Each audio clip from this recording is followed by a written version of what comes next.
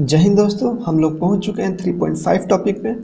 और आज का हमारा टॉपिक है नेशनल अर्बन डिजिटल मिशन। ठीक है, तो ministry of housing and urban affairs and ministry of electronics and information technology, इन दोनों मिनिस्ट्री ने मिल करके urban national urban digital mission NUDM को लॉन्च किया। ठीक है, और इस मिशन का इस वाले जो मिशन है, इसका एम क्या है? इसका एम है कि 2535 सिटीज़ को कनेक्ट करना है। ठीक है, उनमें कनेक्टिविटी को इंक्रीज करना है। ओके, डिजिटल, ठीक है, डिजिटल मतलब वहाँ का जो इंटरनेट है उसको ठीक करना है, और वाईफाई वगैरह लगाना है, और जो गवर्नेंस है उसमें टेक्नोलॉजी को किस तरीके से इंटीग्रेट करके गवर्नेंस को इफिशिएंट कर सकते हैं, उसके ऊपर है ये। ठीक है, तो देखिए यहाँ पर 3 तरह का स्कीम दिया हुआ है जो गवर्नमेंट ने लॉन्च किया हुआ है। ठीक है, national urban data exchange, smart code platform, smart city mission 2.0 website. ठीक है, तो ये देखिए, ये आपका प्रीलिम्स के पॉइंट ऑफ व्यू से इंपॉर्टेंट तो है ही, लेकिन मेंस के पॉइंट ऑफ व्यू से भी इंपॉर्टेंट है, क्योंकि आप इसको एज एन एग्जांपल कोट कर सकते हो अपने आंसर राइटिंग में। ठीक है, गवर्नमेंट का इनिशिएटिव में कोट कर सकते हो।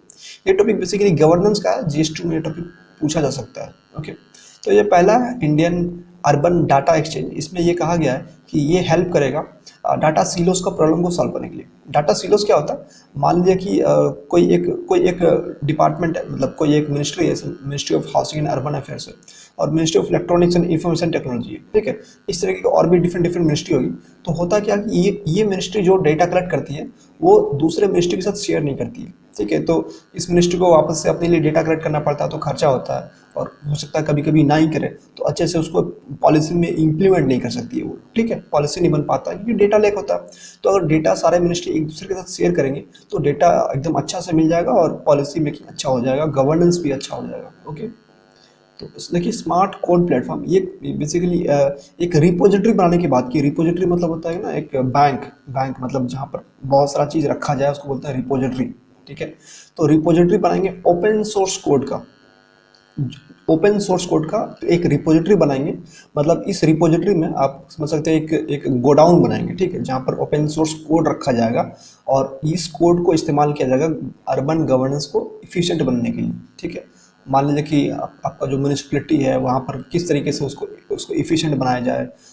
कभी आपको कचरा फेंकना हो तो किस तरीके से हम इफिशिएंटली आपका कचरा को कलेक्ट कर पाएँ।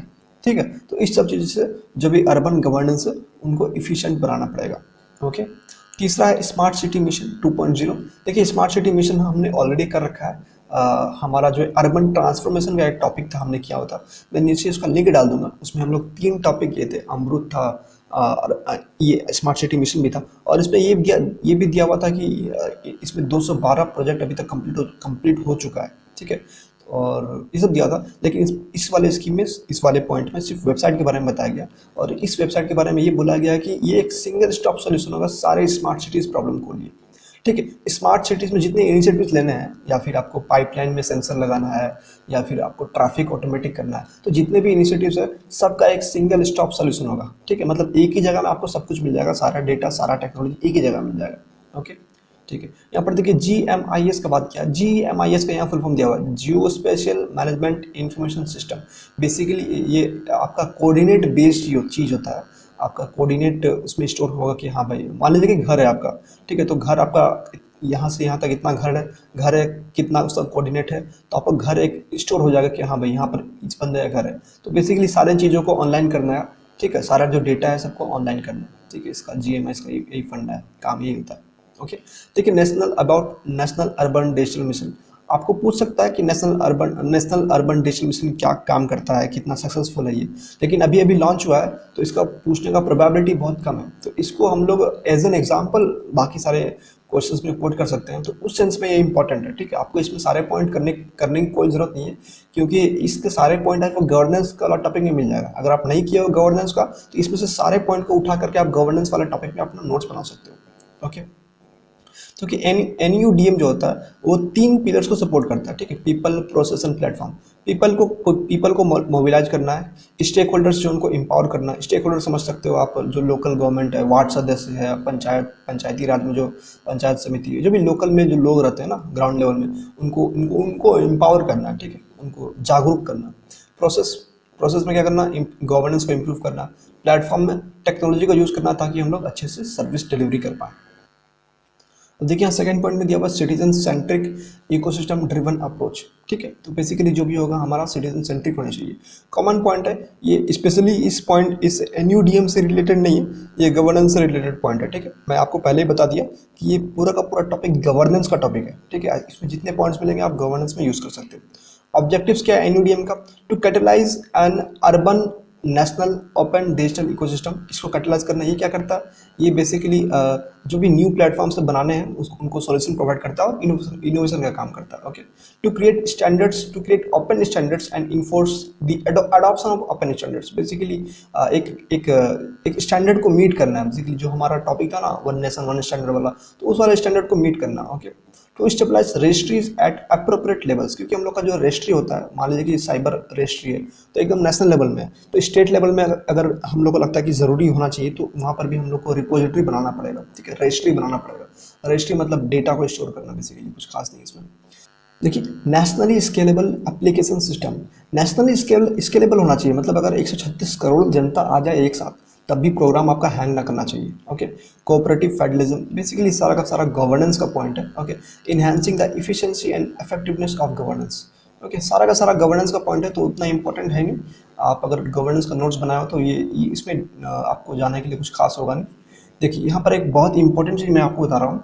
यहाँ पर देखिए स्टेक होल्डर्स का नाम दिया हुआ है, citizens, startups, researchers, ULB employees, ULB administrators, और जो भी स्टेट्स है और जो सेंट्रल में गवर्नमेंट है। ठीक है, ये सारे के सारे स्टेक होल्डर्स हैं। तो जब भी आप आंसर करते हो, अगर आप सोसाइटी का कोई आंसर कर रहे हो तो मैंने ऑलरेडी आपको बता कर रखा है कि स्पेशल करके मैं यूज़ करता हूँ।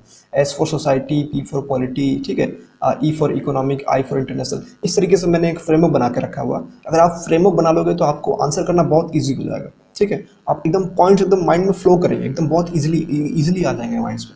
तो उसी तरह एक और फ्रेमवर्क है जहाँ पर हम लोग बोलते हैं स्टेक होल्डर्स अप्रोच। ठीक है, तो देखिए यहाँ पर स्टेक होल्डर्स का नाम दिया हो, citizen, startup, researchers, ULB employees, ये सारे के सारे स्टेक होल्डर्स है ये वाले स्कीम के।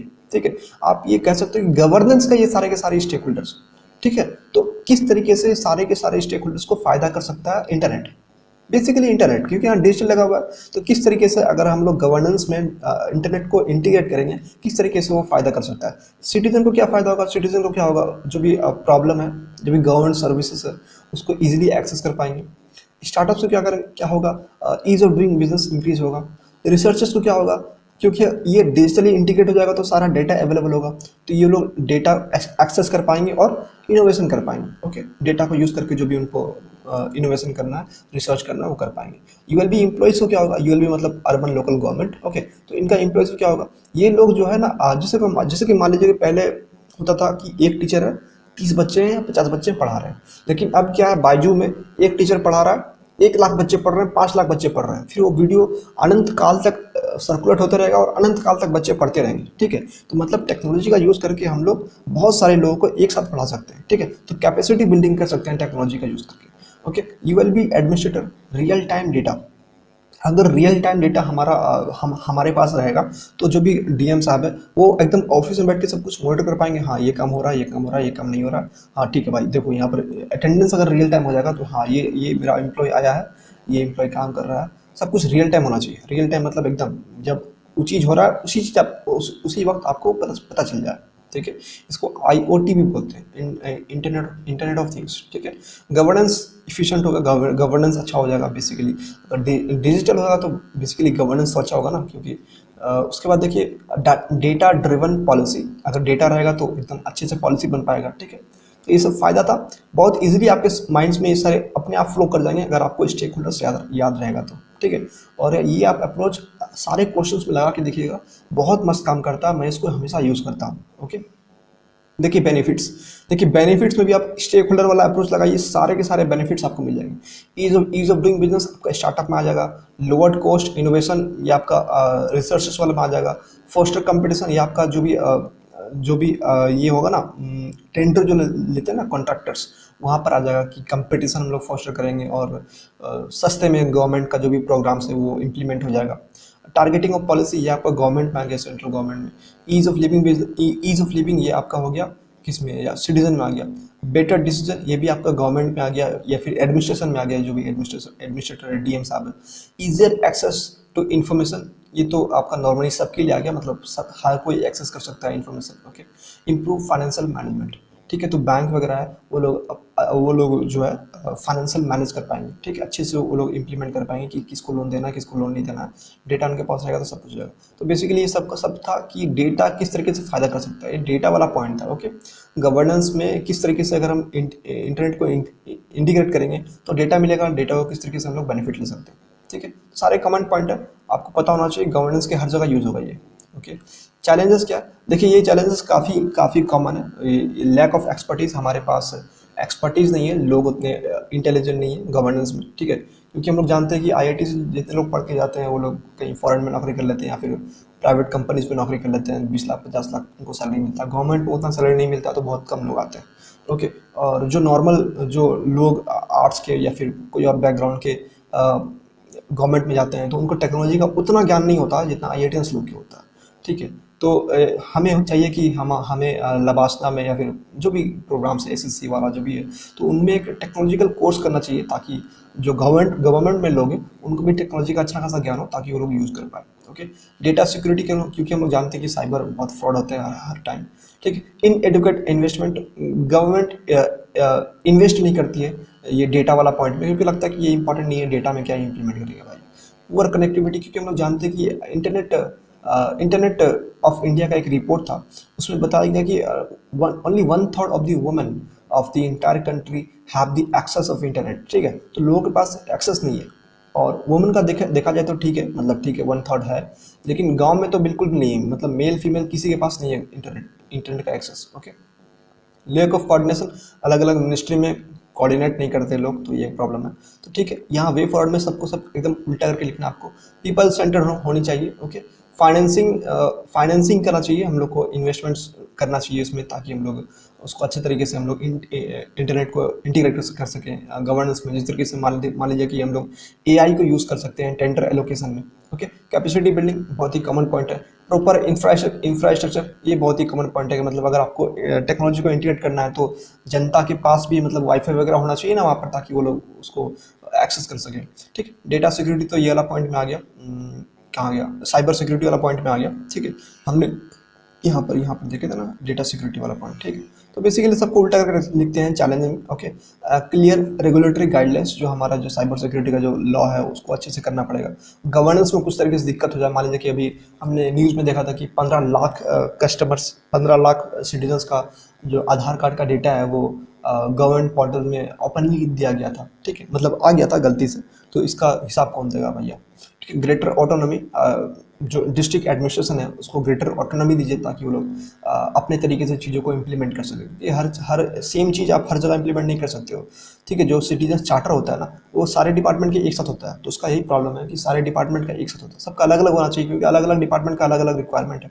ओके, तो ये पॉइंट हमारा, ये टॉपिक हमारा खत्म हो गया, लेकिन मुझे लगता है कि इसमें सारे के सारे पॉइंट जनरल है और गवर्नेंस के पॉइंट है। इसमें से आप अगर गवर्नेंस का टॉपिक नहीं किए हो, इसमें से सारे के टॉपिक, सारे पॉइंट निकाल के आप गवर्नेंस का टॉपिक में ऐड कर दो, it will really add benefits to you. Okay, so thank you for listening.